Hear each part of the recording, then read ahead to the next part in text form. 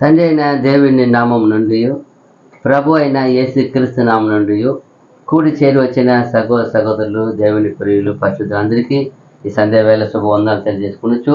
ఈ శనివారంలో మనం యథావిధిగా ప్రవక్తలను గురించిన ధ్యానం చేస్తున్నాం. ఆ భాగంగానే గడిచిన దినాల్లో మన ఓషియా గ్రంథము దాదాపు 14 గ్రంథంలో 10 వరకు చూస్తున్నాం. ఈరోజు లాస్ట్ పార్ట్గా మనం ఇంకా ఉండే 4 అధ్యాయం ఉన్నాయి. దాదాపు 52 వచనాల దాకా వాటిని ఒక్కొక్కటిగా మనము ముఖ్యమైన విషయాన్ని మరికే ధ్యానించి వెళ్తాం. 11వ అధ్యాయం 1వ వచనం చూసినప్పుడు చాలా గొప్ప విషయాన్ని ఇక్కడ దేవుడు ఆ ఓషియా ద్వారా ఆ పర్వత ఒక దేశానికి మాట్లాడతారు. ఏం మాట్లాడతారు? ఇశ్రాయేలు బాలుడై ఉండగా నేను అతని ఎడల ప్రేమ కలిగి నా కుమారుని ఐగుప్తు దేశంలో నుండి పిలిచి తిని. చూసారా, ఇది ఒక విధముగా చూస్తే ఖచ్చితంగా ఇది 2 విధాలుగా అర్థం వస్తుంది. అక్కడ ఇజ్రాయేల్ని ఐగుప్తు నుండి తోడుకొచ్చి దేవుడు. ఇంకొక విధంగా యేసు ప్రభును ఏం చేస్తారు? నా కుమారుడు ఐగుప్తు వస్తాడని ఒక ప్రవచనం ఉంది కదా, అది కూడా ఇక్కడే మనకి ఏమవుతుంది కరెక్ట్గా చూపిస్తుంది. ఈ వచనం చూసినప్పుడు నిజంగా నా కుమారుడు ఏం చేశాను? ఐగుప్తు నుండి చదవండి. ఇజ్రాయేలు బాలుడై ఉండగా నేను అతని ఎడల ప్రేమ కలిగి నా కుమారుని ఐగుప్తు దేశంలో నుండి పిలిచి తిని. చూసారా, ఐగుప్తు దేశం నుండి పిలిచి తిని అంటే ఎంత చక్కగా చూడాయన, ఎంత ఇదిగా బాలుడై ఉండగా. యేసు ప్రభు ఏ వయసులో దొరికొచ్చింది అక్కడి నుండి వచ్చినప్పుడు? కొంతకాలం. ఎందుకంటే అతను ఏ రోజు చనిపోయినా అంటే దేవుడు ఏం చెప్తాడు? ఆ దూతల ద్వారా వెళ్ళే దర్శనంలో అతను ప్రాణం తీసిన వాడు చనిపోయిన తొడుకోపో అంటాడు. అప్పుడు మళ్ళీ అట్లా వచ్చినప్పుడు వాళ్ళ కుమారుడు వచ్చేస్తాడు. దల్లాత ఏం చెప్తారు? మళ్ళా అట్లా మళ్ళా వేరే చోట్ల పోయి కొన్ని రోజులు ఉండి అక్కడి నుండి మళ్ళీ చూసుకొస్తారు. అలాగే అక్కడ బాలుడై ఉండగా సరైన మ్యాచింగ్ యేసు ప్రభు గురించిన ప్రవచనం ఇది. చూడండి, ఎక్కడ లింక్ దేవుడు పెట్టి ఎలా మాట్లాడుతుందండి. నిజంగానే ఆయన కూడా అలాగే వాళ్ళని కూడా ఎక్కడి ఐగుప్తు నుండి ఎలా తోడుకోసారు. వాళ్ళు ఎలా ఈ మాట సరైన మాట. వాళ్ళని ప్రేమించి ఏమంటారు? ఏం చెప్తున్నా అక్కడ? నేను వాళ్ళని ఇశ్రాయేలు బాలుడై ఉండగా నేను అతని ఎడల ప్రేమ కలిగి వాళ్ళని ఎంత ప్రేమించి ఉంటే అన్ని లక్షల మందిని ఆయన సర్వసాధారణంగా ఒక మనిషి ఒక బాలుని తొడుకొచ్చినట్టు ఏం చేశాడు ఆయన? అంత గొప్ప జనాంగము మన దృష్టికి మోసే ఏడుస్తాడు. ఏం ఏడుస్తావు? ఇంత గొప్ప జనాంగం మాంసం అడిగితే నేను ఎక్కడికి పోయేది అంటాడు. ఆయనకి తెలియలే ఆయన ఎంత శక్తిమంతుడు అని అప్పటివరకు ఎవరు తెలియలే. అందరికీ తెలియలే. అయితే నువ్వు ఎలా ఏడుస్తావు చెప్పు వాళ్ళకి పోయి. రేపు ఈవేళ ఏం చేస్తారు మీరు? మాంసం భుజించుదురు అనే మాట ఏమంటాడు. ఆయన ఏడుస్తాడు, అని ఏడుస్తాడు. నాకు ఎక్కడికి పోయేది అంటే అంత జనాంగం ఉన్నారు. అయితే దేవుడి దృష్టికి ఎలా ఉన్నదా? వాళ్ళ జనాంగం అంతా ఎలా చెప్తున్నాడా? బాలుడై ఉండగా నేను వాడిని ప్రేమించి తోడుకొని వచ్చినాను. ఒక్క పిల్లవాడిని తోడుకొచ్చినాడు ఆయన. చుట్టూ ఉన్న జనాంగాన్ని అంతా వీళ్ళ నిమిత్తం వాళ్ళని ఏం చేశారు? భయాందోళన కలిగించారు, వణికారు, కరిగిపోయారు. చాలా మంది గుండె ఏం చెప్పింది? సాధారణ వాళ్ళ గుండెలు కాదు, రాజుల గుండెలు, కోటలు పెట్టుకునే వాళ్ళు కూడా ఏం చేశారు? అంత రథాలు అందరి హృదయం కరిగిపోయింది. దేవుణ్ణి ఒక శక్తి సామర్థ్యం చేత అలా పిలిచిపోచ్చారు ఆయన. అదే చెప్తున్నాడు ఆయన. అక్కడ 4వ వచనం చూస్తే ఇంకా బాగా చెప్తారు. వాళ్ళు ఎలాంటి వాళ్ళు ప్రేమించి చెప్తారు. చూడండి, 4వ వచనము హోషేయ 11:4 చెప్తారు. ఒకడు మనుషులను తోడుకొని పోవున్నట్లుగా స్నేహ బంధములతో నేను వారిని బంధించి. ఎంత స్నేహ బంధంతో తమిళ్లో అందంగా ఉంది. అన్బిన్ కైరుగలాలు అంటారు. ప్రేమ దారంతో వాళ్ళని బంధించారంట. ప్రేమ దారం చూడండి, ఎంతగా ప్రేమించి ఉంటే ఆ మాట దేవుడు చెప్తాడు. ఏమంట? ప్రేమ బంధంతో వాళ్ళని బంధించి స్నేహ బంధములతో నేను వారిని బంధించి ఆకర్షించి తిని. ఒకడు పశువుల మీదికి కాడిని తీసినట్లు నేను వారి కాడిని తీసి చూసారా వారి ఎదుట భోజనం పెట్టి తిని. చూసారా, వాళ్ళకంటే ఏమని అర్థమో? ఇజ్రాయేలు అక్కడ బానిసలుగా ఉన్నారు. బానిసలు అనేది ఏం వాళ్ళకి పెద్ద కాడి. అది వాళ్ళ మీద భారం మోపేసి ఉన్నారు. ఇప్పుడు ఒక పశువుని ఎల్ల కట్టేసి ఉండే తాడు వేసి ఏం చేస్తారు మెడకి? అది ఏమన్నా ఆ దారం విడిచిపోయి వెళ్ళిపోతుంది, ఏమైనా అవుతుందా? ఎంతవరకు పోవాలని వాళ్ళు కట్టారు. ఆ రౌండ్ లోపల ఎక్కడ పోలేదు. ఒక బౌండరీ ఉంటుంది, ఒక అద్దు ఉంటుంది. అంతవరకు ఒక 10 అడుగులు వదిలితే 10 అడుగులు, లేదు ఈరోజు పనుకోవాలంటే 2 అడుగులు వదిలి 2 అడుగులు పనుకోవాలి. అది ఆ దారం రౌండ్కి ఎక్కలేదు అది. అప్పుడు చూడండి, అలాంటి ఏమని అర్థమో, అలాంటి ఇజ్రాయేల్ బంధించబడిన స్థలంలో అలా ఉన్నాడు. నేనేం చేశాను, వాళ్ళను ఉండే ఆ మెడలో ఉన్న ఏమంట కాడిని తొలగించి తీసినట్లు నేను వారి కాడిని తీసి చూసారా, వారి ఎదుట భోజనం పెట్టి తిని. ఇదే వచనము యేసు ప్రభు మ్యాచ్ అవుతుంది. సర్వకోటి మానవ కోటి మెడలో ఉన్న ఆ మరణ శాపాన్ని ఏం చేశారు, ఆ కాడిని సేమ్. ఇవన్నీ కూడా చూడండి ఎంతగా దేవుడు ప్రభుని గురించి మాట్లాడతారు. అక్కడ జరిగిన సిచ్యువేషన్ వాళ్ళకి మ్యాచ్ అయిపోతాయి. మానవ కోటి ప్రతి కాడి అందుకంటారు, సమస్త భారం వచ్చిన జన్ల నా దగ్గర రండి, నేను మీకు విశ్రాంతి కలిగిస్తాను. విశ్రాంతి మాత్రం నా యొద్ద నేర్చుకోనండి, నా కాడి మీకు సులువుగా ఉన్నది, సులువుగాను మృదువుగాను ఉంటది. నా యొద్ద వచ్చి ఏం చేయండి, అదే సులువైన కాడి. ఇప్పుడు వాళ్ళు పడిన భారం ఎలాంటి కాడి, అది చాలా భారమైన కాడి.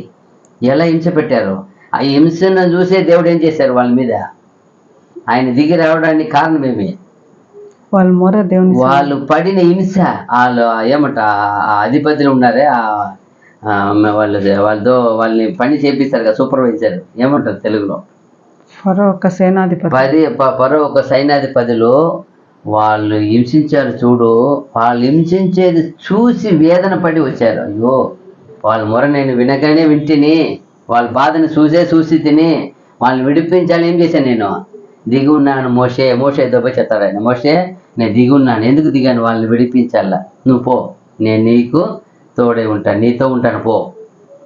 చూసారా, అదిదా ఇక్కడ చెప్తున్నాడు, బాలుడై ఉన్నాడు, నేను వాడిని ప్రేమ బంధం చేత బంధించి వాడిని కాడిని తీసి మరలా ఒకడు పశువుల మీదకి కాడిని తీసినట్లు నేను వారి కాడిని తీసి వారి ఎదుట భోజనం పెట్టి తిని. వాళ్ళకి సరైన ఏం లేదు అక్కడ, ఏ భోజనం లేదు. ఇప్పుడు మనకైతే ఆత్మీయమైన భోజనం ఏం లేదు. యేసు ప్రభు వచ్చి ఎలాంటి భోజనం ఇచ్చారు, పరలోక విందుని ఇచ్చేసారు మనకి. ఎలాంటి ఇచ్చారు, ఇప్పుడు పరలోక నిధిని ఏం చేశారు మనకి, కుమ్మరించేశారు. దేవుడు దగ్గర ఉన్న ప్లాన్ దేవుడే తెలియదు. ఫస్ట్ ఆఫ్ ఆల్ దేవుడే తెలియదు మనకి. దేవుడిని తెలియపరిచి దేవుడు చేయబోయే ప్రతి ప్రణాళిక మనకి ఏం చేశారు, విప్పారు. ఆ పరలోక ఇన్ని ఆగారం మనకు పెట్టేసి అని చెప్తున్నారు. అక్కడ ఎంత మీనింగ్ చూడండి. వాళ్ళకు పెట్టి అయిపోయిందా, ఎంత గొప్ప విషయం చూసారా. తర్వాత చూసినప్పుడు ఆయన ఎంతగా ఒక ఇజ్రాయేల్ని 1-4 చూసినప్పుడు ఒక తండ్రిగా ఒక కుమారుడికి ఏమంటాడు, నా ఒక బాలుడగా పిలుచుకొచ్చినట్టు ఏమని అర్థమో. అప్పుడు తండ్రిగా ఒక కుమారుడిని ఎలా నడుపుతాడో అలా నడిపాడు ఆయన. అంతగా ఆయనతో వాళ్ళ ఏముంది ఆయనకి ప్రేమ బంధము. ఎంత ప్రేమ. ఒక చిన్న పిల్లవాడిని బాలుడు అంటే ఏమి ఎరిగినవాడా, ఎరగనివాడు, ఏమి మంచి చెడు ఏమి ఎరగని పర్యాయం. అలాగే వాళ్ళని ఏం చేస్తున్నారు ఇప్పుడు వరకు ఇక్కడ రాయబడిన 10 అధ్యాయం చూసినాం కదా. అక్కడ చేసే ప్రతి ఘోర పాపాన్ని కూడా వీడు ఏమని దేవుడు ఆయన్ని వదులుకొని వస్తున్నాడు. వీడు ఎరగని బాలుడు, అలాగే ప్రేమించాడు దేవుడు. బాలుడుగానే ఇప్పుడు పోళ్ళ చిన్న పిల్లోడు ఇప్పుడు చిన్న పిల్లోడు పడగితో వచ్చి పైన ఎక్కుతాడు, కాళ్ళ మీద పెట్టి మన మీద ఎక్కుతాడు. తొక్కినామని అడగలేము. వాడికి ఏం తెలీదు, ఏమి తెలీదు. అమ్మాయికు వాడు ఆడ మనిషి మీద పెట్టి ఎక్కాలని తెలీదు. అలాగే వాళ్ళు తన్నాలని తెలీదు, ఏం తెలియదు కదా. ఏది తీసిరి కూడా తెలియదు, పెట్టు కదా. అదేంటారు బాలుడుగా అతన్ని ఆయన ప్రేమ పెట్టి ఆయనకి ఆగారం ఇచ్చి ఆయన్ని ఆశీర్వదించి వాడు నడవలసిన మార్గములు తోడుగా ఉండి చేయి పట్టుకొని ఏం చేయాలి, బాలుడిని ఏం చేయాలి, తండ్రి అలాగే నడిపించారంట. ఇంత చేసినా ఎరగని వాడు పోని చిన్న బిడ్డ కదా అని ప్రేమించి నడిపించారంట. అయితే ఇజ్రాయేలు వారు పట్టుదలగా చాలా చూడండి 7 వచ్చింది చూడండి. అది నిన్ను విసర్జించవలనని నా జనులు తీర్మానము చేసుకొని ఉన్నారు. వాళ్ళు ఎంతసేపు అయినా అతని దేవుడిని వదులుకోవాలనే చూస్తారు తప్ప ఇంతగా మనల్ని ప్రేమిస్తున్నాడు తండ్రి అని తెలియదు. తండ్రి ఈయన్ని శిక్షించాలా, దండించాలా, తీర్పు చేయాలా, అయితే పోని బాలుడు అని ఆ ప్రేమ బంధంలోనే చూస్తున్నాడు ఆయన. చిన్న బిడ్డ పోని ఎంతనా తండ్రి కొడుకు ఎంత పెద్దవాడయ్యి ఎంతనా చేసినా కూడా ఏం చేయలేడు, ఏం చేయలేము పోన్లప్ప ఎట్టనా పోనీ నేను వదిలేస్తాడు. అలాగే వీళ్ళని చూడండి, వీళ్ళని అంతగా వీళ్ళ ఎడల ఆయన ప్రేమ కలిగి ఉన్నాడు. అదే ఇక్కడ చూడొచ్చు మనం. 8వ వచనము ఇంకా ఉంది, చదవండి. నన్ను విసర్జింపవలనని నా జనులు తీర్మానము చేసుకుని ఉన్నారు. మహోన్నతిని తట్టు చూడవలనని ప్రవక్తలు పిలిచినను చూచుటకు ఎవడును యత్నము చేయడు. చూసారా, వాక్కు వస్తూ ఉంది. దేవుని ప్రవక్త వెళ్ళి పిలుస్తున్నాడు, రండి తిరగండి, మీ ఎడల దేవుడు కనికరం చూపాలని ఆశపడి చెప్తున్నారు. అయితే ఏ మాత్రం వాళ్ళు ఏం చేయలేదంట, ఆ మాటని పట్టించుకోలేదు. పిలిచినను చూచుటకు ఎవడును యత్నము చేయడు. చూసేదని కూడా ప్రయత్నం చేయలేదంట. చూడండి ఎంత బాధ ఉండాలా. అదే పరిస్థితి అక్కడ. 8 ఎఫ్రాయిము, నేనెట్లు నిన్ను విడిచిపెట్టుదును, ఇజ్రాయేలు, నేను నిన్ను ఎట్లు విసర్జింతును. ఎలా ఈయన మళ్ళా బాధ. దేవుడు చాలా మాకైతే నాకు కన్ఫ్యూషన్ అంటే కుழப்பமா இருக்கிறது అంటారు. ఏమి నాకు ఒక గలిబిలిగా ఉంది, ఏం చేస్తానప్ప వీడిని, ఏం చేయాలా అనిపించలేదు అన్నట్టుగా మాట్లాడతారు. ఇక్కడ మాకు తమిళ అలా ఉంది, ఇంగ్లీష్ కూడా వేరే విధంగానే ఉంది, మీకు తెలుగులో ఉన్నట్టే. చదవండి. అద్మాని వలె నిన్ను నేను ఎట్లు చేతును, ఎట్లు విడిస్తానప్ప, ఎట్లు వదులుకుంటాను, ఎవరికి దగ్గర అప్పగిస్తాను. షెబోయిములకు చేసినట్లు నీకు ఎట్లు చేతును, వేరే దేశానికి చేశాను, మరి ఏమన్నా నీకు దండన తీర్పు చేస్తానా, ఎట్లా చేస్తాను. నా మనస్సు మారినది. ఆయన మనస్సు చాలా బాధపడతా ఉంది. ఆయన మీద దయ కలగాలని బాధపడతా ఉంది, తీర్పు చేయాలని కాదు. సహింపలేకుండా నా అంతరంగము మండుచున్నది. ఎంత బాధ. అదే మాకు ఆయన కన్ఫ్యూజ్గా ఉన్నాను, ఏం చేయాలి, వీడిని ఏం చేస్తానప్ప నేను. అలాంటి పరిస్థితి. అంతగా ఎందుకు అలాగా ఆలోచిస్తున్నారంటే ఒక బాలుడుగా వాళ్ళని ప్రేమించి పెంచారు కాబట్టి వాళ్ళని ఏం చేస్తున్నాడు, అంతగా ప్రేమిస్తున్నాడు. ఒక చిన్న బిడ్డని, చంటి బిడ్డని ఎలా ప్రేమించాడో అందుకే బాలుడు అన్నాడు. ఆ బాలుడు అంటే ఎరగని వాడుగానే ఆయన చూస్తున్నాడు. ఈయన చేసే ప్రతి తప్పిదాన్ని, ప్రతి పాపాన్ని, ప్రతి విషయాన్ని కూడా ఆయన కనికరంతోనే చూస్తున్నాడు, కోపంతో చూడలేదు. ఆయన మండుచున్నది లోపల. ఏం చేస్తానికి అంతకుంది.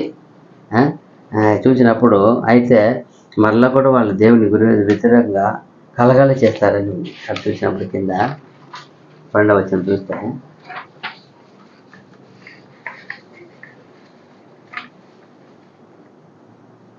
ఎఫ్రాయిము వారు అబద్ధములతో నన్ను ఆవరించి ఉన్నారు, ఇజ్రాయేలు వారు మోసక్రియలతో నన్ను ఆవరించి ఉన్నారు.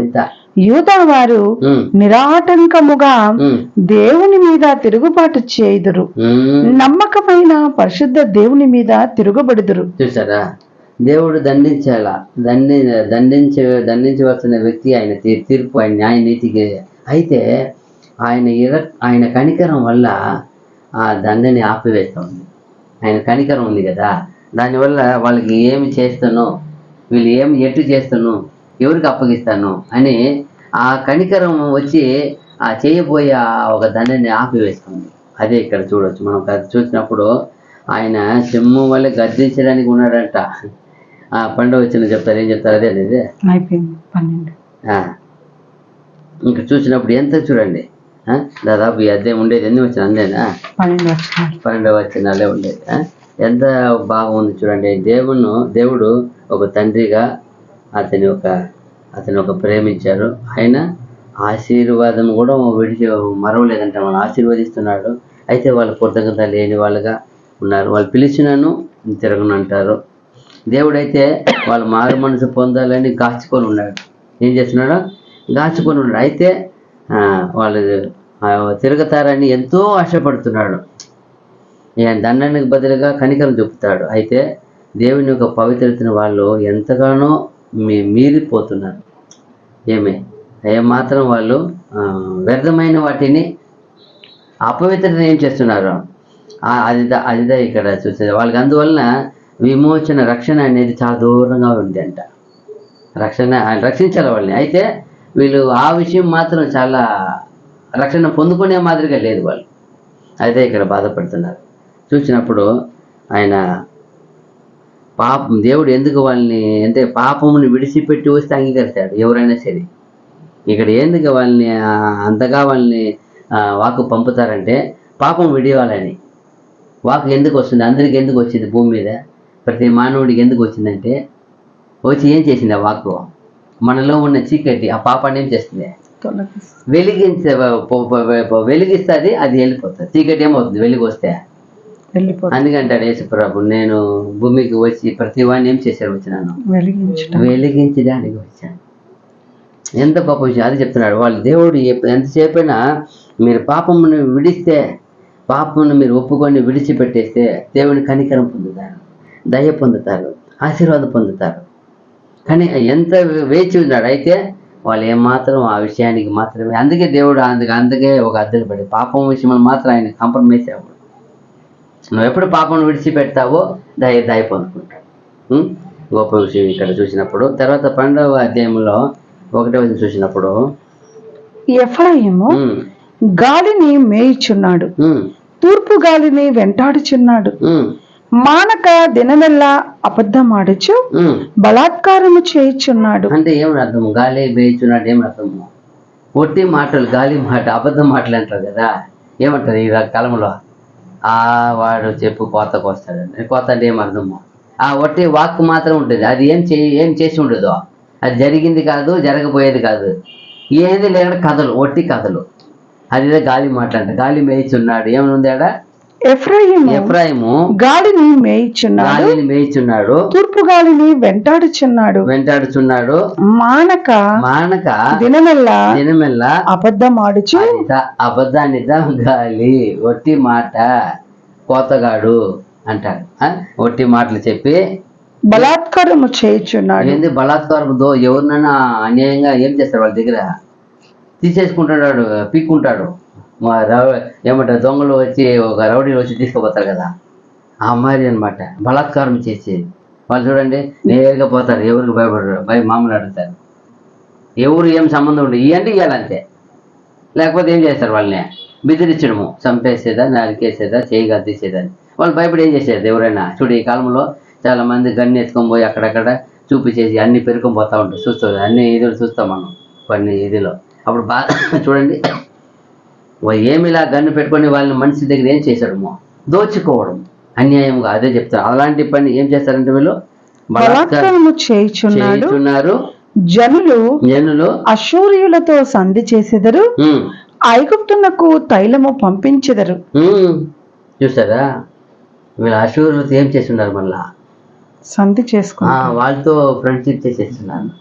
చాలా ఇది, ఎందుకంటే వాళ్ళకి ఎప్పుడు దేవునికి వాళ్ళు ఎలాంటి వాళ్ళు, విరోధమైన వాళ్ళు. చూడండి అదే చెప్తున్నాడు. అయితే వ్యర్థమైన వాటిని నమ్మకం ఉంచుతున్నాడు. అశీరులతో సంబంధం కలిగి ఒడంబడికి చేసుకున్నారంట. అది రాశారు ఇక్కడ. ఇశ్రాయేలు ఎఫ్రాయిం వ్యర్థమైన నమ్మకంతో జీవించి అశీరులతో ఒడంబడిక చేసుకున్నాడు. అవునంటే నిబంధన చేసుకున్నాడంట. చూసుకోండి ఎంత దేవుని బిడ్డలు అలా చేయవచ్చు.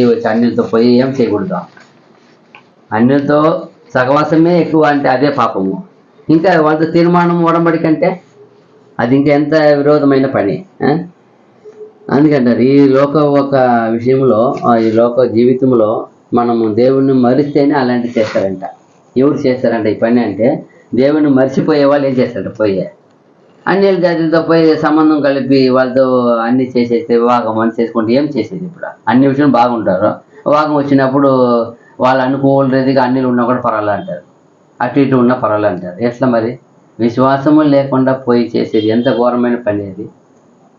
ఆగాబు రాజు అంత ఘోరంగా పోవడానికి కారణం ఏమి? అదేదా సాలమోన్ రాజు అంత పరిస్థితికి పోవడానికి కారణం ఏమి? ఇంతే, అన్ని స్త్రీల మీద మోగించి ఆశపడి చేసిన పాపమే చుట్టుకున్నాయి. చూడండి, ఆగాబు రాజు కావచ్చు, సాలమోన్ కావచ్చు, ఇంకా కొందరు అన్ని జాతి స్త్రీల వల్లనే వీళ్ళు సర్వగా లాస్ట్కి దేవుని కృపను కోల్పోయి నాశనం అయిపోతారు.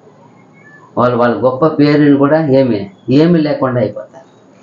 అలా ఇక్కడ కూడా చూస్తున్నాం. ఇది అన్ని జాతిని ఆయన పోయి వాళ్ళు ఉడంబడిక చేసుకున్నారంట. ఎంత ఇప్పుడు పోతాడు, నేరుగా యాకోబుని తెలుసుకుంటాడు. మనం అనుకోవచ్చు అయ్యే ఏముంది, ఒకరు ఏం చేస్తున్నారు, ఒక విశ్వాసి, ఒక దేవుని బిడ్డ, ఒక సత్యవంతుడు ఏం చేస్తాడు అని దేవునికి అన్ని విషయం ఎరుక. ఇక్కడ చూడవచ్చు యాకోబు గురించి ఏం చెప్తాడు చూడు. ఆయన 3వ వచనము 3:4 తల్లి గర్భమందు యాకోబు తన సహోదరుని మడిమెను పట్టుకొనెను. మగసిరి కలవాడై అతడు దేవునితో పోరాడెను. అతడు దూతతో పోరాడి జయమొందెను. అతడు కన్నీరు విడిచి అతని బతిమాలెను. చూసారా, ఆయనకి దాని ఒక సేవకుడు అయిన అబ్రహాము, ఇసాకు, యాకోబు అనేది ఆయనకి వాళ్ళు ఆ ముగ్గురు వంశం అనేది ఆయన చాలా గొప్ప. ఆయన ఎంతో ఎదురు చూసి వాళ్ళని ఒకరి నుండి ఇద్దరి నుండి 12 మందిని ఎలా ఆయన పెంచాడు తెలుసా. అబ్రహాం ఒకడే, ఈసాకు తర్వాత ఒకడే. సరే, ఈసాకు ఇద్దరిలో ఒకటి యాకోబు నుండి ఎన్ని మంది వచ్చారా? 12 గోత్రాలు. అంతగా వాళ్ళని ఆశీర్వదించాడు ఆయన కోరుకున్న వ్యక్తి. కానీ వాళ్ళు ఏం చేసినా వాటిని ఖచ్చితంగా మాట్లాడేది. ఏమయ్యో ఆయన యాకోబు కదా అని చేసిందంతా మర్చిపోయేది కాదు. చేసిన మంచిదైనా దేవుడు ఓపెన్ చెప్పేస్తాడు. ఎలా వచ్చాడంటే ఆయన వచ్చేటప్పుడే తల్లి గర్భమందు యాకోబు తన సహోదరుని మడిమెను పట్టుకొనెను. చూసారా, ఎంత గొప్ప విషయం కదా. ఆ తర్వాత మగసిరి కలవాడే అతడు దేవునితో పోరాడాడు. చూసారా, దేవదూత అని తెలుసుకొని దేవదూత ఏం చేశాడు? ఆయన పోరాడాడు. నువ్వు నన్ను ఎందుకు పోరాడాడు? నేను ఆయన్ని మించిపోవాలనా? కాదు, నువ్వు నన్ను ఆశీర్వదించాలని, ఆశీర్వాదం కావాలని. ఎవరి దగ్గర మాత్రం ఆశీర్వాదం ఉందని తెలుసు ఆయనకి. దేవుని దగ్గర ఆశీర్వాదం ఉందని తెలుసు. ఆయన దేవదూతని ఎన్నోసారి కూడా ఇది దర్శనాలు చూస్తున్నాడు. ఆయన పోయేటప్పుడే, ఆయన పండుకున్నప్పుడే నైట్లో ఏం చేశాడు ఆ స్థలంలో చూసేసాడు. నిజంగానే ఇది దేవుణ్ణి గవిని చెప్తాడు ఆయన. ఎందుకంటే ఇక్కడ ఎక్కడో దిగుడు నేనేం చేశాను చూసి ఎత్తి రాయి నాటి పెట్టి ఏం చేశాడు. నేను పోయి తిరిగి వచ్చినప్పుడు నిజంగా నేను బాగా వస్తే దీనికి అన్నిట్లో ఏం చేస్తాను నేను. ఎంత దేవునికి మొక్కుపడిచాడు. ఇదంతా దేవునికి ఇష్టము. ఆయన కొరకు చేశాడు ఆయన ఆ పని. మరలా ఏం చెప్తాడు ఆయన? అతడు దూతతో పోరాడి జయమొందెను. జయం పొందాడు ఆయన. దేవుడికి ఎంత ఇష్టం చూడండి. జయం పొందాడు ఆయన సాక్ష్యం ఇస్తున్నాడు. ఈ జ్ఞాపకం చేసుకుంటాడు. వీళ్ళని ఆ రీతిగా వీళ్ళని ఎందుకు వీళ్ళని ప్రేమిస్తున్నాడంటే వాళ్ళని దగ్గర ప్రేమించి వాళ్ళ దగ్గర ఒడంబడిక చేసుకున్నానే ఆ ఒడంబడికని గుర్తు చేసుకుంటున్నాడు. అందుకే దావీదు చేసుకున్న ఒడంబడికని గుర్తు వస్తుంది ఆయనకి ఎన్నోసార్లు. చూడండి ఎంత పరిస్థితి. ఇక్కడ అలాగే వచ్చి చూసినప్పుడు మధ్యలో కొందరు మాట్లాడతారు, వాళ్ళు ఇంకా అబద్ధం మాట్లాడతారు. అలాగే చెప్పుకొని దేవుడిని ఒక సాక్షి కూడా పోగొట్టుకుంటారు. దాన్ని చూసినప్పుడు 7వ వచనము, ఎఫ్రాయిము వారు కనానీయుల వర్తకుల వంటి వారై అన్యాయపు త్రాసును చూసారా వాడుక చేసేదరు. వాళ్ళు చేసే ఏ పనిలో కూడా ఏం లేదు. నిజాయితీ, నీతి లేదు, యథార్థత లేదు, సత్యం లేదు. వాళ్ళు ఎంత చూడండి, వాళ్ళు చేసే వ్యాపారం కూడా ఏం చేశారా? అన్యాయమైన వ్యాపారం చేశారు. చూడండి, ఒక చిన్న పని పెద్ద పని కాదు, ఏది చేసినా దేవుడు ఖచ్చితంగా చెప్పాడు. చూడు ఇలా చేసి చిన్న వ్యాపారం కూడా ఒక వ్యాపారం చేశారు అన్యాయం కదా. ఈరోజు చాలా మంది చూస్తున్నాం కదా, ఎంత ఘోరంగా ఉంటుంది తెలుసా. ఒకసారి నేను చాలా బాధపడతాను. ఎందుకో చేసేది అంత ఘోరం. మన దగ్గర తీసుకునేది మనం చెప్పిన రేటుగా అమౌంట్ తీసుకుంటారు, కానీ మన ఇచ్చే విషయం చాలా ఎలా ఉంటుంది, తక్కువ క్వాలిటీ ఇచ్చేస్తారు. ఆ క్వాలిటీకి అంత రేట్ లేదు. ఫస్ట్ క్వాలిటీ రేట్ తీసుకొని సెకండ్ క్వాలిటీ ఇచ్చేసి ఎట్లా ఉంటుంది మనకి కొన్ని వచ్చి బాధ. అలాగే చాలా ఎక్కడ పోండి మీరు ఏమర్చేస్తారు. మనం హుషారు లేకపోతే ఏమర్చేస్తారు. ఎక్కడ మీరు నా టైం పోయి నెయ్యి ప్యాకెట్ ఎత్తుకొని చూస్తున్నాను, 2024 ఉంది ఇంకా షాపులో. ఇది 24 ఎక్స్పైరీ అయిపోయింది కదమ్మా. అవునా, ఆశ్చర్యం చూస్తారు. 8 మంది ఎత్తుకొని పోతానే ఉన్నారు టకటకటకని. అప్పుడు చూడండి డిసెంబర్కి ఎక్స్పైర్ అయిపోయింది, డిసెంబర్కి అయిపోయింది, ఇంకా ఉంది అక్కడ. ఎప్పుడు పోయిన వారంలో అట్లా ఉంది. నేను పోయి చూసి ఆ ట్రే మొత్తం ఒక 20-30 ప్యాకెట్ ఉన్నాయి, అన్ని అట్లా ఉన్నాయి, ఒక్కటే కూడా డేట్ లేవు దాంట్లో. అయితే చెప్తే ఆశ్చర్యంగా చూస్తుంది, అవునా అది ఎట్లా ఉంటుంది వచ్చి చూపిస్తే ట్రే మొత్తం ఒక్కటి కూడా డేట్ లేదు. డిసెంబర్ 24 2012 క్లోజ్ అయిపోయింది. 2024 డిసెంబర్లో అయిపోయింది. ఇప్పుడు ఎంత అయింది, 5-6 నెలలు 5-6 నెలలు పెట్టింది, 5 నెలలు అయిపోయినప్పుడు అమ్ముతానే ఉన్నారు, పోతానే ఉన్నారు, వాడుతూనే ఉన్నారు, తెలియదు. అప్పుడు మనుషుల్ని ఏం చేసేది, చదువు లేని వాళ్ళు పిల్లలు ఎవరు తెచ్చేస్తే ఏమైపోతుంది, పాయిజన్ అయిపోతే బిడ్డలు తింటే బిడ్డలకి ఎఫెక్ట్. మంచిదని కొనియాలా, అది మన అందుకే ప్రతి విషయాన్ని గమనించాలా. ఇక చూడండి ఇక్కడ దేవుని బిడ్డలు చిన్న చేసే వ్యాపారం కూడా ఆయన ఏం చేశారంట, తరాసు అన్యాయపు త్రాసును ఉంది వాడుక చేసేదరు, బాధ పెట్టవలనన్న కోరిక వారికి కలదు. వాళ్ళకి ఎవరో ఒక నేమ్ చేయాలి, ఇంకొకటి అంట వాళ్ళే ఎవరో ఒక నేమ్ చేయాలంట, బాధ పెట్టేదే వాళ్ళ కోరిక అంట. చూడండి కోరిక, మనిషి కోరిక ఎలా విచిత్రంగా ఉంది కదా. ఈ రోజు కూడా చాలా మంది ఇలాంటి భక్తులు ఉంటారు, విశ్వాసులు ఉంటారు. ఎవరినో ఒకరు బాధ పెడుతూ ఉండాలి, వాళ్ళ నోటిని నవ్వుతూ ఉండాలి, ఎవరిని తిడుతూ ఉండాలి, ఎవరినో కొందరు పొగుడుతూ ఉండాలి. దేవుడిని పొగడరు, ఎవరినో ఒకరు చేసిన చిన్న పని ఉండవచ్చు, ఆ పని నువ్వు గొప్పగా చెప్పుకుండే, అది తప్పే. ఇక్కడైతే ఎవరినో ఒకరు బాధ పెట్టి మాట్లాడి ఇది తప్పే. ఇదేమో ఎక్కువ ఎవరిని మనిషిని మభ్య పెట్టి సరిపోతుందా, ఇక్కడ మనిషిని నింది సరిపోతుందా, ఎవరిని ఎక్కువ తక్కువ ఎవరిని చేయకూడదు. అందుకంటారు ప్రభుల వారు వచ్చి, నువ్వు పోయి నన్ను ఎలా నువ్వు దేవుడిని మగిపరచండి. ఆయన చేశారు కార్యము, ఆయన ఏం చెప్తారు, దేవుడు చేయమని చేసిన నువ్వు పోయి దేవుడిని మగిపరచు, దేవుడికి ఇవ్వాల్సిన కానికి ఆయనకి పోయి అంటాడు. పరిగిత వచ్చి ఈయనకి తీసుకోడు, అక్కడ పోయండి. అది చేయుటకు వాళ్ళ శక్తి సామర్థ్యం పనిచ్చి దేవుడే కదా. ఇప్పుడు ఆ మోషే కాలంలో ఆయన ఆ గుడారములో సమస్త విధమైన పని ఊగించి చేయుటకు ఎవరు ఇచ్చారు ఆ బుద్ధి జ్ఞానము? బెజలేలు కుమారుడికి. బెజలేలుకి ఎవరికి ఇచ్చారు? దేవుడు చెప్తున్నాడు, నేను అతనికి జ్ఞానం ఇచ్చాను తోడు పని. ఇప్పుడు పని చేసినాక బెజలేలు గొప్పవాడంటే అతనికి జ్ఞానం ఇచ్చేదే కదా, ఆయనే కదా గొప్ప. అది మనం గ్రహించాలా. ఈ కాలంలో అంతే, ఇక ఒకరు ఎవరో ఈ పని చేయడానికి ఇది చెప్పడానికి ఒకరు జ్ఞానము ఆత్మ అభిషేకం ఆయన ఇస్తాడు, ఆయనదా మనకి పరచాల కడవలు తప్ప మనిషిని కాదు. ఇక్కడ చూడండి మనిషిని బాధ పెట్టేదంట, బాధ పెట్టాలని వాళ్ళు ఎప్పుడు ఏం చేస్తారంట, కోరిక కలదు, అదే కోరిక అంట. మరలా 8 నేను ఐశ్వర్యవంతునైతిని, నాకు బహు ఆస్తి దొరికెను, నా కష్టాజితములో దేనిని బట్టి శిక్షకు తగిన పాపము నాలోనున్నట్టు ఎవరును కనపరచలేరని ఎఫ్రాయిము అనుకునిచున్నాడు. ఇదే చాలా మంది అనుకునేది, నేను ఐశ్వర్యవంతుడు అయిపోయినాను, నాకు బహు ఆస్తి దొరికెను, ఆస్తి దొరికింది, నా కష్టాజితములో దేనిని బట్టి శిక్షకు తగిన పాపము నాలోనున్నట్టు ఎవరును కనపరచలేరని ఎఫ్రాయిము అనుకునిచున్నాడు. ఈ రోజు చాలా మంది ధీమా ఇదే, మాకు అన్ని దేవుని వచ్చింది కాబట్టి మేము ఏ పాపం చేయలే, ఏ పాపము చేసినా కూడా అది ఎవరికి ఏమవుతుందో తెలియదు అనుకుని ఉంటారు. అదే మాట్లాడు దేవుడు అనుకోడు, వాళ్ళు అనుకున్నారంట అట్టే చేసేదంతా అబద్ధాలు, అబద్ధ తరాసులు, అది ఎంత తక్కువ బిజినెస్ మాటలు, మనిషిని బాధ పెట్టే మాటలు, అది వాళ్ళకి ఏమంట అదే పని అంట వాళ్ళకి. తర్వాత వాళ్ళు చేసిన పాపం ఎవరికి తెలియదు అనుకుంటారంట. ఇది చూడండి అక్కడ జరిగిన మ్యాటర్ ఈరోజు ఎక్కడ జరుగుతూ ఉంది, మన మధ్యలో కళ్ళారు చూస్తున్నాం. మన ఫెలోషిప్లో జరిగే ప్రతి మ్యాటర్ ఉంది ఇక్కడ. ఎవరి కోసం పరిగెత్తినాడు కింద ఉంది చూడండి. ఇప్పుడు యాకోబు గురించి మరలా మాట్లాడతాడు.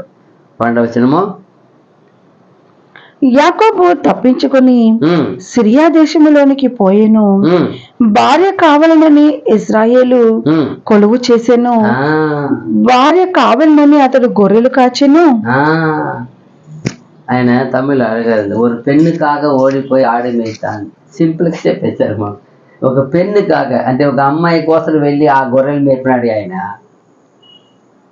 యాకోబు గురించి దేవుడే రాసింది. దేనికి వెళ్ళినాడు, అక్కడ పంపించింది, అమ్మ పంపించింది దేనికి, ముఖ్యమైన కార్యము పెళ్లి చేసుకో, ఇక్కడ ఏమో చేయవద్దు తప్ప, ఆల్రెడీ మీ అన్న చేసుకొని ఏం చేశాడు, నన్ను చాలా బాధ పెట్టాడు, వద్దు నువ్వు అలా చేస్తే నా ప్రాణం ఉండేదానికి తగదు కదా అని చెప్పడం లేదు. వెళ్తారు అమ్మ మాట ప్రకారం. చాలామంది ఈరోజు అమ్మ మాట వింటారు కదా, అలాగే ఆయన కూడా అమ్మ మాట విన్నాడు.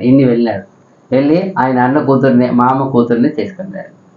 అయితే అది కూడా దేవుని చిత్తము. ఆయన లేకపోతే ఆయన నుండి పండు గోత్రం ఈ ప్లాన్ ఉంది కదా, ఆయన ఉంది. ఆయనను చేసి దేనికి పోయినాడని ఖచ్చితంగా చెప్పేస్తున్నాడు అక్కడ. తమిళ అడగదు. ఒక పెన్నుకాగ యాకోబు ఇజ్రాయేల్ వేலை செய்தான் ఆడు మేய்తాన్. ఒక అమ్మాయి కోసము గొర్రెలు కాశాడు. ఈరోజు సమాజంలో ఈ లోకంలో చాలామంది దేనికి వెళ్తారు, వాళ్ళ బతుకు దేనికి వెళ్తారు, ఏమనుకుంటారు వాళ్ళు? ఏదో దేవుని చిత్తము ఆయన వివాహం చేసుకున్నాడు, ఆమెతో కాపం చేసి పిల్లలకి అన్నీ ఆమె చనిపోయేంత. అయితే ఈరోజు లోకంలో ఉండే ప్రతి దేవుని బిడ్డలుగా ఉన్న వాళ్ళు ఈ దేవుడి గురించి మాట్లాడతారు కదా. అక్కడ యాకోబు వాళ్ళ వయసులో చేసినదే అన్నీ మాట్లాడుతున్నాడు. ఒక అమ్మాయి కోసం వెళ్ళాడు ఆయన. వెళ్ళి ఆయన కొలువు చేశాడు, అక్కడ గొర్రెలు కాశాడు ఆయన. అదే ఈరోజు సంఘము, సత్యము, సమాజము దేనికి ఏం పని చేస్తున్నారు, దేనికి చేస్తున్నారు మీరు? అన్నీ ఏమవుతుంది ఇప్పుడు? యాకోబు చేసింది రికార్డ్ అయినప్పుడు ఇది రికార్డ్ అవుతా? దానికంటే ఎలాంటి వాళ్ళు? శ్రేష్టమైన వాళ్ళు కదా. మీరు ఏ ఉద్దేశంతో వస్తున్నారు సంఘానికి? ఏ ఉద్దేశంతో మీ ఒక బ్రతుకుని కొనసాగిస్తున్నారు? ఏ ఆలోచన ఉన్నారు? ఎలా చూస్తున్నారు? ఎలా మాట్లాడుతున్నారు? నీ బిహేవ్ ఏముందని ఏమవుతుంది? అన్నీ రికార్డ్ అవుతుంది. యాకోబు చేసిన ఆ గోత్రం, ఆయన గోత్రకర్త ఆయన చేసిన మీరంతా కూడా ఉన్నతమైన పరలోక ఏమి యేసుప్రభు ఎన్నుకున్న 12 గోత్రాలు ఏమి ఉన్నారు వీళ్ళంతా? ఇప్పుడు పిలువబడినంత ఏమవుతారు వాళ్ళకంతా? ఆ గోత్రంలో ఒకరే కదా. ఇదే విజిబుల్, ఇది ఇన్విజిబుల్. ఆత్మీయమైన సంఘం, ఇది ఆత్మీయమైన గ్రూపు, ఇది శారీరకమైన గ్రూపు. అప్పుడు ఈ శారీరక ప్రకారం చేసిన వాళ్ళని లిస్ట్ కౌంటింగ్ ఉందంటే, పరలోకం ఉన్నతమైన పోయే వాళ్ళ గ్రూప్ కౌంటింగ్ ఉండదా? ఉన్నది. ఎవరు ఏం చేస్తున్నాము, ఏ ఉద్దేశంతో మాట్లాడుతున్నారు, ఎవరితో, ఏ హృదయంలో ఉంది అన్నీ రాసి పెట్టేస్తారు. ఇక్కడ యాకోబు ఎందుకు పోయినాడు, ఏం చేశాడు చక్కగా రాయపడింది. అయినా ఆయనకి సమ్మతి. మళ్ళీ ఏమంటున్నాడా? మళ్ళా ఒక ప్రవక్త ద్వారా ఏం చేశాను వాళ్ళని? ఒక ప్రవక్త ద్వారా యెహోవా ఇశ్రాయేలీయులను ఐగుప్తు దేశంలో నుండి రప్పించెను. ప్రవక్త ద్వారా వారిని కాపాడెను. ఎవరు? ఆయన మోషే. ఆయన తెలుసు కదా ఎంత గొప్ప విషయం చూడండి. ఆయనకి ఏమి జరిగిందో ఆయన లైఫ్ లో, ఎక్కడ ఆయన ఎలా పుట్టాడు ఇప్పుడు మొత్తం వచ్చేసిందా? ఆయన లైఫ్ లో జరిగిన 3 విషయాలు ఉన్నాయా? పుట్టుక ఒకటి, తర్వాత వివాహం రెండవది, తర్వాత ఆయన మంచి పోరాటం ఒకటి పోరాడినాడు దూతతో. అయిపోయిందా? చూడండి ఆయన గమ్యం అంతా ఏమి వదిలిపెట్టరు. ఆయన పుట్టుక నుండి ఆయన చేసే ప్రతి కార్యం రాయపడింది. ఆయనకి అది తిరిగితే పర్వాలే, నా సేవకుడు. అప్పుడు ఏమంటాడు ఆయన? నా సేవకుడు, నాకు ఇష్టం ఆయన. అందుకే ఆయన పర్వాలేదంటాడు. ఆయన మిగతా వాళ్ళు పోలీసు చెప్తున్నాడు, ఇప్పుడు కంపేర్ చేస్తున్నాడు ఆయన. యాకోబు ఎంతో మేలు కదా, వీళ్ళు చేసే పని ఏమి? వీళ్ళంత ఘోరంగా పోతున్నారు. ఎంతంటే పచ్చ. అందుకే ఆయన యాకోబు గురించి జ్ఞాపకం చేసుకుంటాడు. ఆయన ఏమంటాడు మళ్ళా కింద 14వ వచనంలో, కాపాడబడ్డాడు. ఎఫ్రాయిము బహు ఘోరమైన కోపము పుట్టించెను కనుక. ఇప్పుడు ఆయన మాట్లాడారు, వీళ్ళు ఏం చేస్తున్నారంట? బహు కోపము పుట్టించను కనుక, బహు ఘోరమైన కోపము పుట్టించెను కనుక, ఘోరమైన కోపం పుట్టించను కనుక అతనిని ఏలిన వాడు అతడు చేసిన నరహత్యకై అతని మీద నేరము మోపెను. చూసారా? అతడు పరులకు అవమానము కలగజేసినందుకై నేను అతన్ని అవమానపరుతును.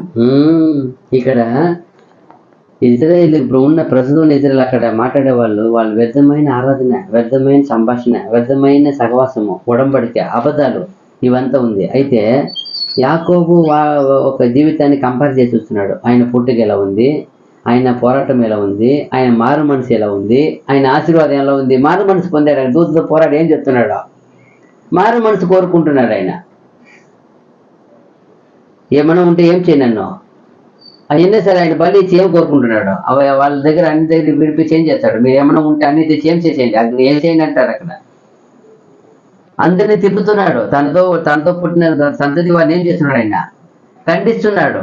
ఎవరైనా ఏమన్నా మీకు విరోధంగా, దేవునికి విరోధంగా ఉంటే ఏం చేయండి. ఇక్కడ వేసేయండి, అందరూ స్నానం చేసి అందరూ తిరగండి, దేవుడికి బలియండి, దేవుడిని ఆరాధించండి. ఎంత బాగా చేస్తాడు ఆయన. అది చెప్తున్నాడు. యాకోబు ఒక విషయం చూసినప్పుడు ఆయనకి అందరూ ఆయనకు ఓదార్పు కలుగుతుందండి. ఆయన ఆత్మ ఉండి ఆత్మ వీళ్ళకి లేదే, అతని కూడా తీవ్రత లేదే వీళ్ళ దగ్గర అబద్ధములు, వంచనలు,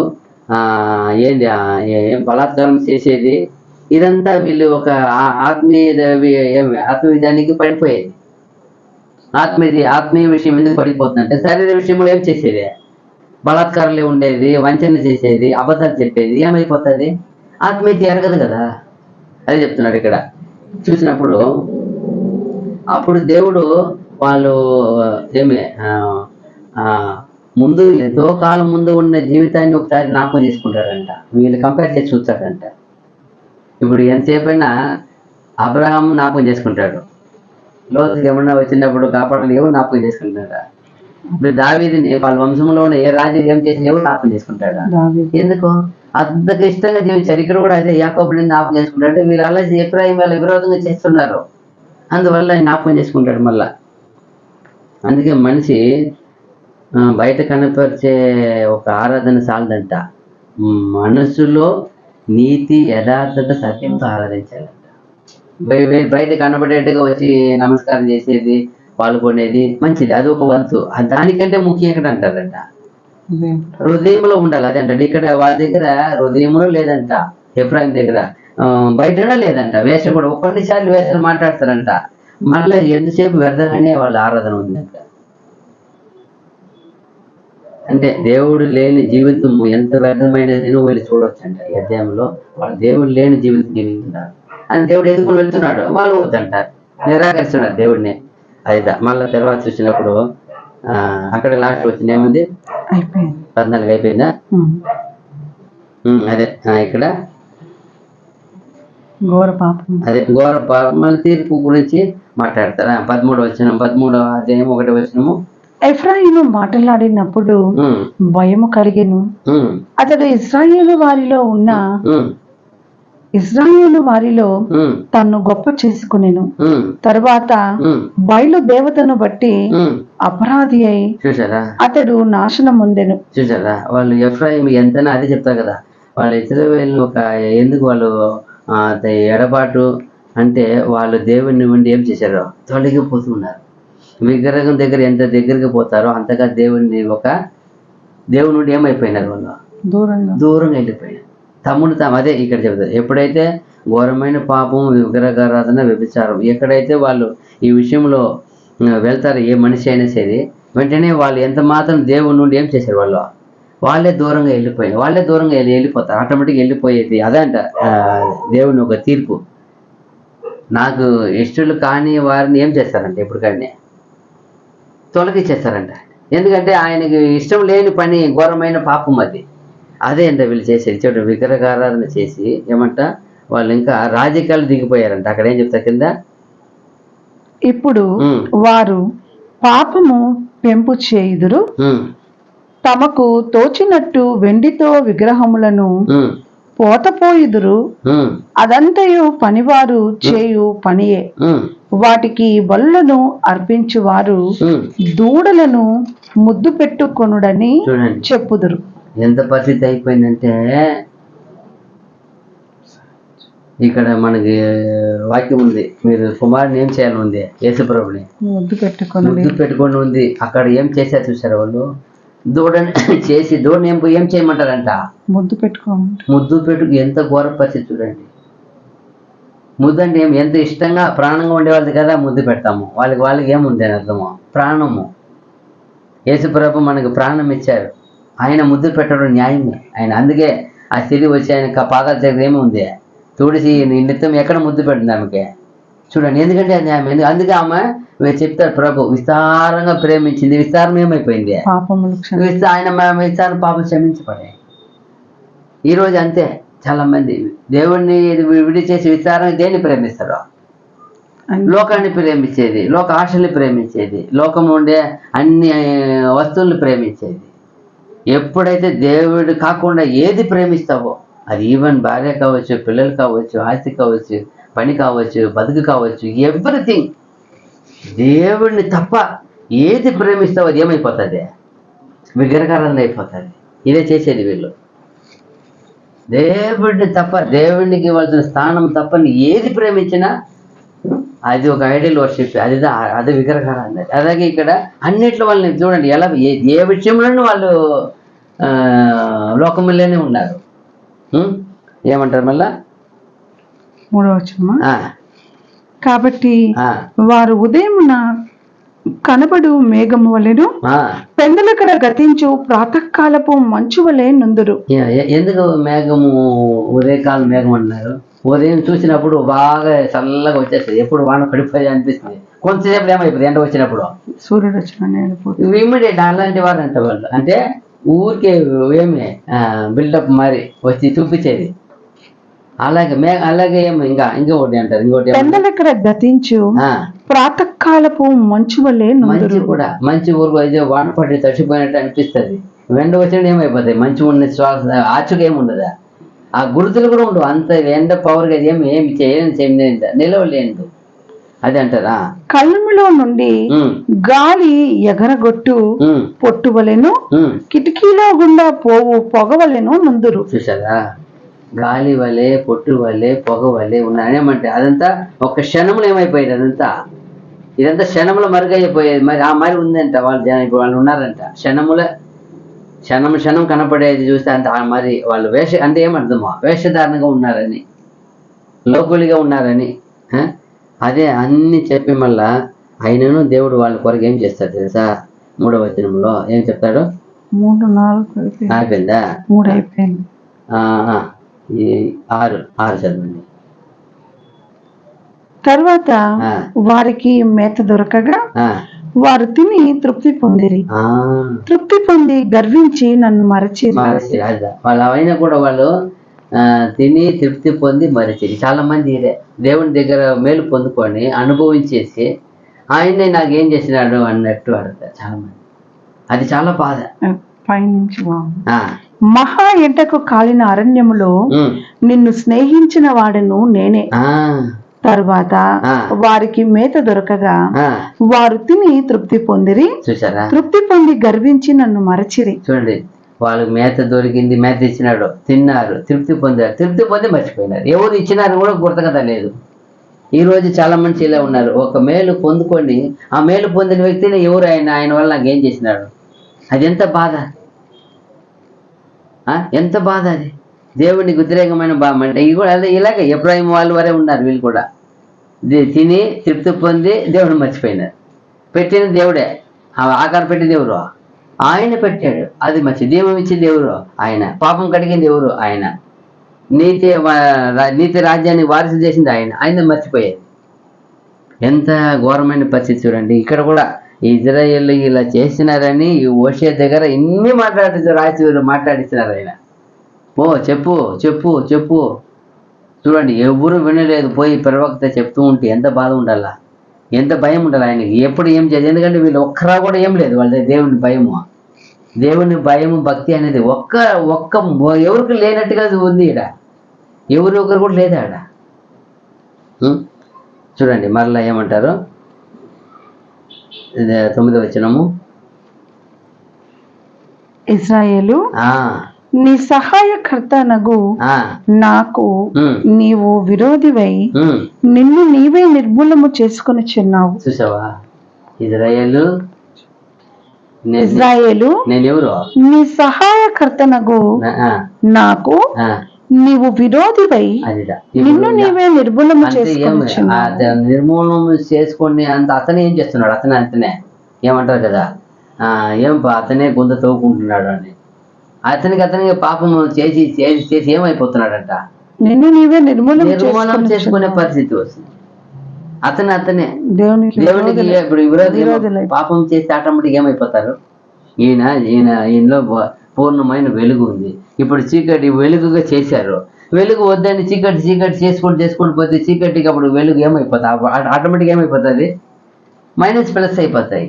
ఇది ప్లస్లో ఉంది వెలుగు, మైనస్లో ఉంది అంతే. ప్లస్లో ఉన్నావు, మైనస్ ఆటోమేటిక్ అయిపోతారు. ఎందుకు? చీకటిని ప్రేమిస్తారు. చీకటి క్రియలు, చీకటి ఆలోచన, చీకటి ఎంత చీకటి విషయం చూడండి. మరలా 10 వద్దు. అప్పుడు చూసారా, అప్పుడు దేవుణ్ణి మరిచిపోయేది ఎంత, దేవుణ్ణి మరిచిపోయే విషయం అంటే నాశనమే. అదే చెప్తాను, నిన్ను నువ్వే నాశనం చేసుకుంటున్నావు. ఇంకా ఆయన చెప్తాడు, రాజు కావాలని అడిగినావు, కోపంతో ఇచ్చిన అంటాడు. ఎక్కడ అంటాడు? అక్కడే 12:13 రాజు అడుగుతాడు చూడు, దేవుడు చెప్తాడు, కోపంలో ఇచ్చినాను. 11 కాగా కోపము తెచ్చుకుని నీకు రాజును నియమించి తిని క్రోధము కలిగి అతని కొట్టివేయుచున్నాను. చూసారా, ఆయనకి రాజు ఇచ్చినప్పుడు ఏమని ఇచ్చిన అంటే, నన్ను వద్దని కదా రాజుని కోరుకుంటాడు. ఇప్పుడు ఎందుకు రాజు అడుగుతా, నా ముందు నడి రాజు కావాలంటాడు. అప్పుడు ఇంతకాలం దేవుడు నడిపించిన దేవుడు వద్దండి. అందుకన్నా కోపంతో ఏమి ఇచ్చాను, నీకు రాజుని ఇచ్చినాను, కోపంతో ఇచ్చాను. అదిదా ఇక్కడ చూడవచ్చు. అంతే. ఏమి చూడండి, ఒక అధికారం అంటే ఊరికే కాదు. నాకన్నా దేవుని కన్నా ఒక రాజు బాధ్యత చేస్తాడా? దేవదేవుని కనికరం మారి మనిషి కనికరం ఉంటుందా? దేవదేవుని దయ మారి మనిషి దయ ఉంటుందా? ఆయనది 100% అంటే ఇది 1% ఉండేది ఎక్కువ. 1%, 2% కూడా ఉండదు. 100కి 50 కాదు, 100కి 2%, 3% కూడా ఉండదు మనిషికి. సువార్థపరుడు అందరూ. అయితే దేవుడు నీతి, న్యాయం, యథార్థ, సత్యవంతుడు. ఆయన కనికరించిన ఎవరు కనికరిస్తారు? ఆయన దయపాల్సిన ఎవరు దయపాలి? అది చెప్తున్నాడు. ఆయన ఏం చేసావు, కోరుకున్నావు. 15 వచనము. మళ్ళీ ఏం వస్తుంది ఇప్పుడు దండన? 15, 16 నిజముగా ఎఫ్రాయిము తన సహోదరులలో ఫలాభివృద్ధి నొందును. అయితే తూర్పు గాలి వచ్చును, యెహోవా పుట్టించు గాలి అరణ్యములో నుండి లేచును. అది రాగా అతని నీటి బుగ్గలు ఎండిపోవును, అతని ఊటలు ఇంకిపోవును. అతని ధన నిధులను, అతనికి ప్రియమైన వస్తువులన్నిటినీ శత్రువు కొల్లపెట్టును. అంతే తీర్పు. ఆయన చర్చి మండిచేస్తారు. ఇంకా నీకు కాలేంటి ఏమి, ఒకరు వస్తారు వచ్చి అందరూ ఏం చేసేస్తారు, నేను దోచుకొని వెళ్ళిపోయి ఎండిపోతుంది. ఏం నీళ్ళు గిని ఏమి ఉండవు. ఈరోజు సమృద్ధి వల్ల కదా నీకు దొరికిందని కదా తిని మర్చిపోయినావు. ఇప్పుడు తీసేస్తాను. సమృద్ధిని లేకుండా చేసేస్తే అప్పుడు మనం జాగ్రత్తగా ఆలోచించాలి, ఎక్కడో ఏం జరిగింది. అది వీళ్ళు ఇంకా గ్రహించాల తీర్పు. అదే చెప్తున్నా. ఎంత చూడండి ఈరోజు పరిస్థితి. ఈరోజు మన పరిస్థితి మాట్లాడినట్టుగా ఉంది అక్కడ.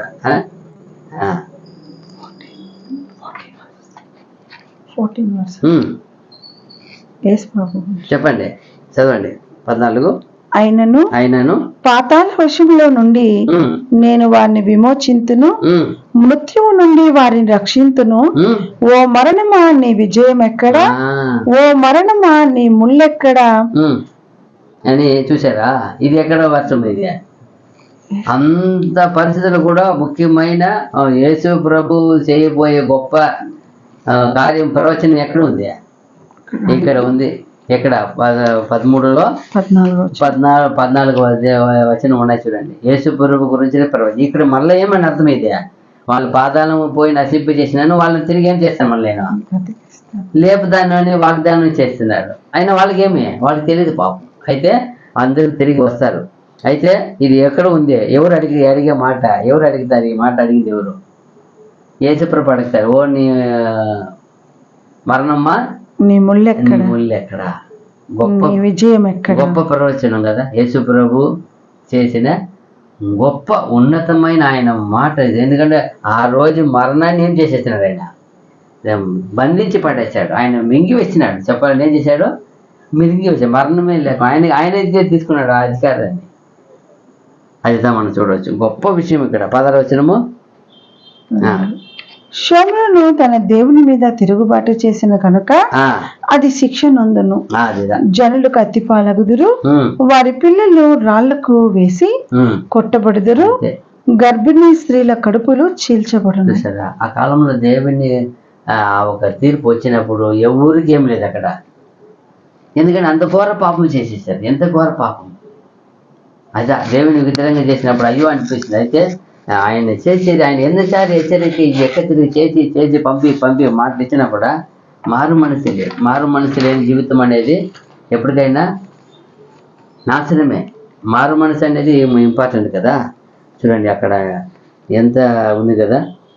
ఏముంది ఎంత బాగా చూడ.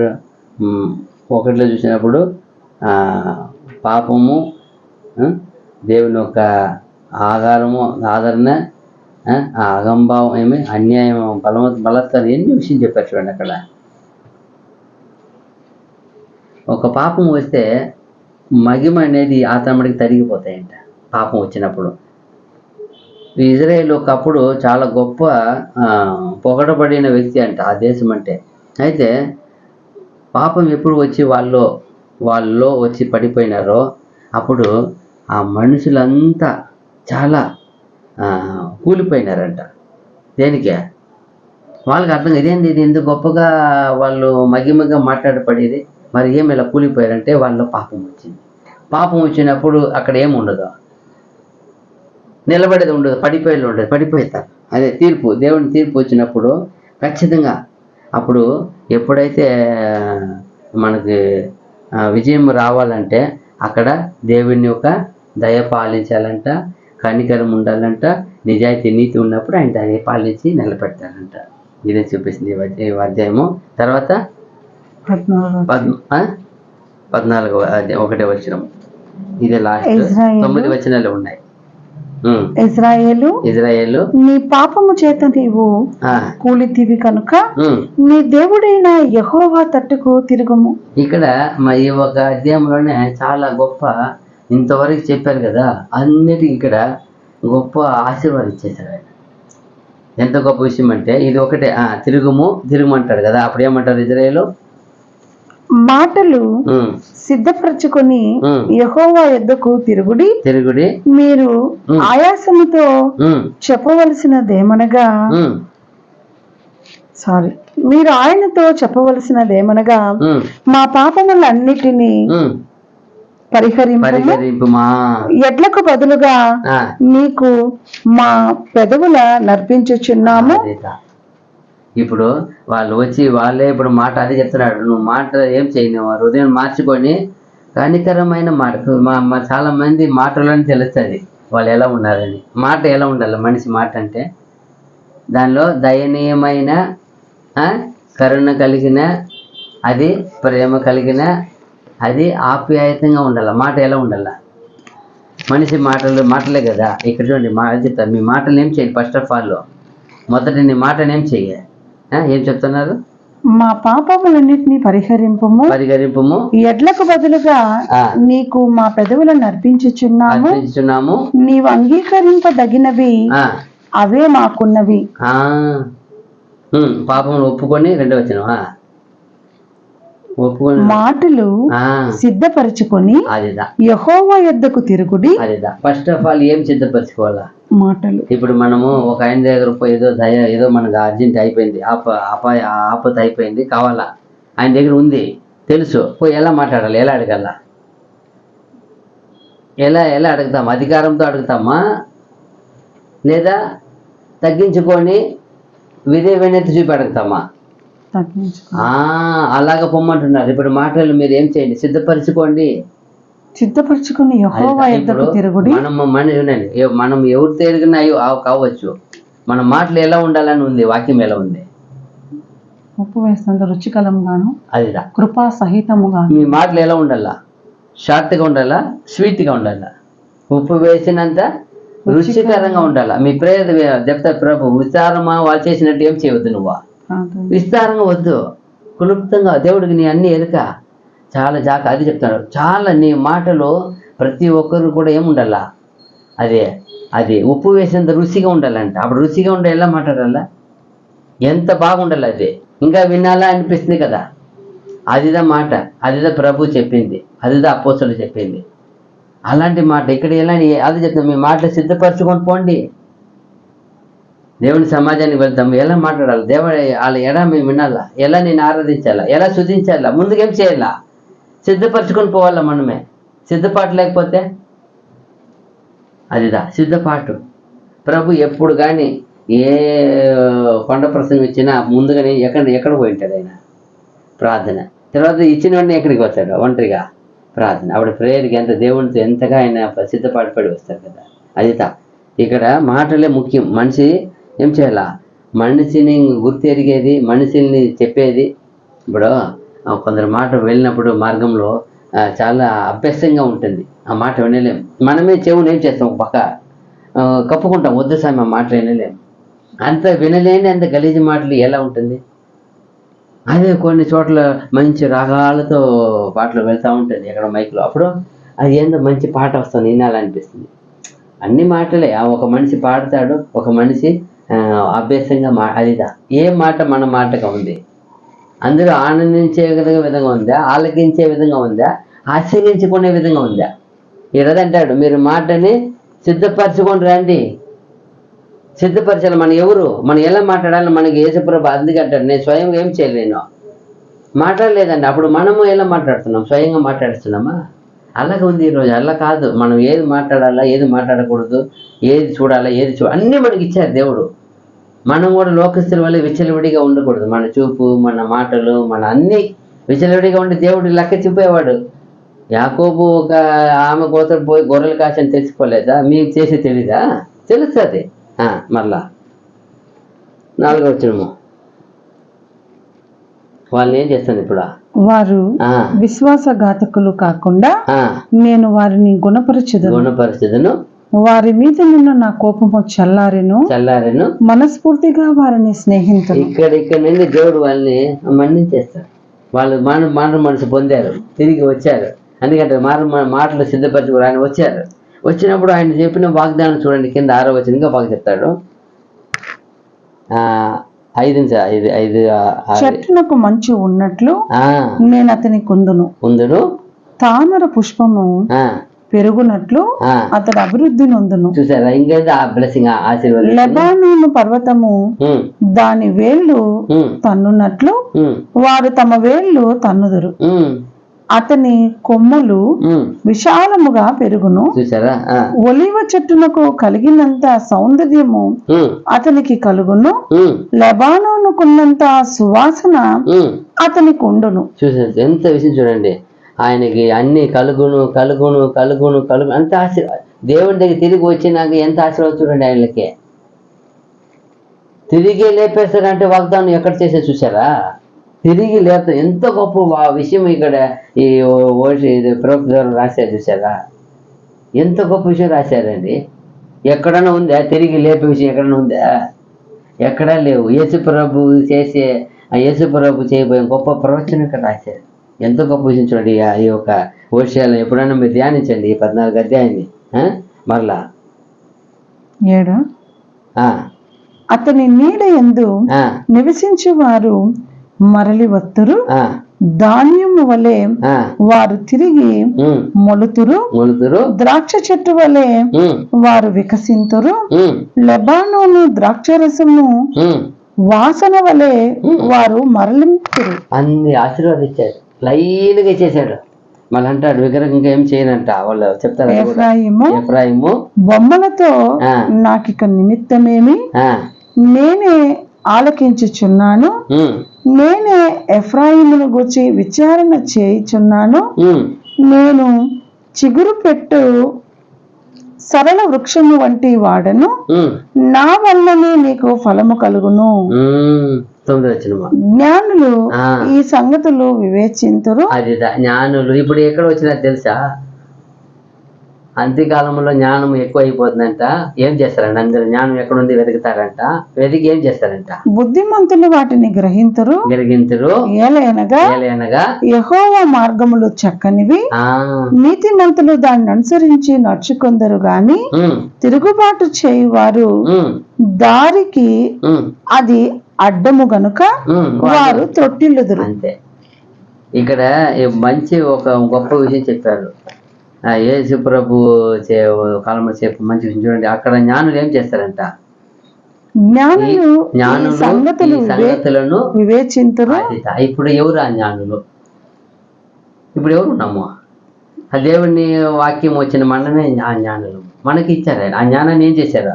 మనం ఏం చేయాలి? ఇదంతా కూడా గ్రహించాలా. ఇది ఎవరికి చెప్పబడింది, దేని గురించి చెప్పబడింది, ఈ కాలంలో ఎవరు ఉన్నా, వాళ్ళు ఎవరు లేరు, మనమే ఉన్నాం. మనకే ఇది హెచ్చరిక. ఎలా ఉంది? మనం ఎవరి కోసం తిరుగుతున్నాం, ఎవరి కోసం మాట్లాడుతున్నాం? మనలో దేవుని భక్తి, విశ్వాసత, వైరాగ్యత పవిత్రత ఉందా? వాళ్ళు చూడండి, వాళ్ళు ఎన్ని మంది తిరగబాటు, వ్యాపారంలో ఒకటి ఉందంట, ఏమి వాళ్ళు చేసి పెట్టుకునే తరాసులో ఉందంట, వాళ్ళ మాటలో ఎవరిని ఏం చేశారంట, ఎన్ని చెప్పారు చూడండి. మాటలు ఎవరినో ఒకరు బాధ పెట్టే మాటలు. ఈరోజు ఎన్ని మనలో ఉన్నాం, ఎవరిని బాధ పెడుతున్నాం? వ్యాపారం అంటే బిజినెస్ వేరు, ఫ్రెండ్షిప్ వేరు చాలా మంది అంటారు. అట్టండి కాదు. దేవుడు అలాగే వాక్యం అలా చెప్పింది. మనది ఏ రీతిగా ఉంది, ఒకటి ఏం చేయాలి, ఈ వాక్యం పెట్టుకోండి. ఆ ప్రవచనం నిజంగానే ఓషి ఎంత గొప్ప విషయం రాశారు.